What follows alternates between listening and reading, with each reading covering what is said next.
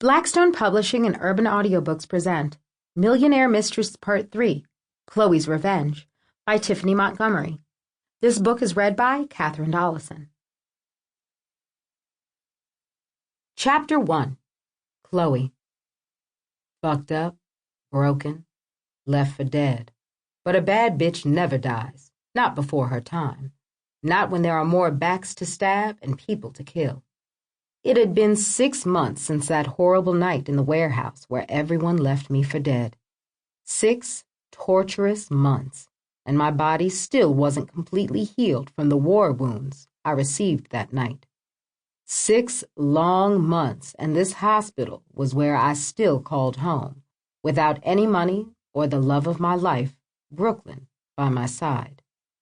Yesterday marked my 5th and last surgery to correct the stomach and small intestinal damage that Bella's bullet was responsible for.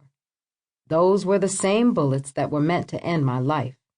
Bella, just 9 years old now, had an enemy for life. The pain that the surgery caused would last for a few more days, but I just couldn't wait for all of this to be over with. I had places to go, people to take off the face of this earth, and money to make. For 6 long months, I remained weak and restless on this piece of shit they called a hospital bed while I plotted my revenge. I reached over and grabbed the large mirror with the red handle that sat on the food tray. Even though it sat right next to my bed, it took minutes for me to hold it up to my face. Indeed, out of fear of what I would see. Countless times a day, I looked at myself in the mirror, still unsure why I expected to see a different reflection.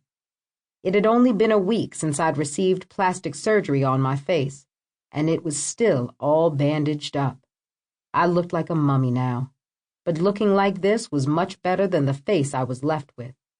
From the knife that had been dug into the right side of my face, to my left ear that had been cut off, and not to mention the burns, I looked like the Elephant Man. I'd let my hair grow back to the middle of my back in an attempt to hide the deformity of being earless, but wished I had something to cover up my horrible burns just as easily. When Brooklyn left the warehouse, his attempt to set the place on fire succeeded, but failed at the most important task of getting rid of me. I managed to get out with 3rd-degree burns to my hands, arms, and a small portion of my face. Deep down in my heart, I knew that Brooklyn wanted me to live and just had to put on a show for Ocean. Sample complete. Ready to continue?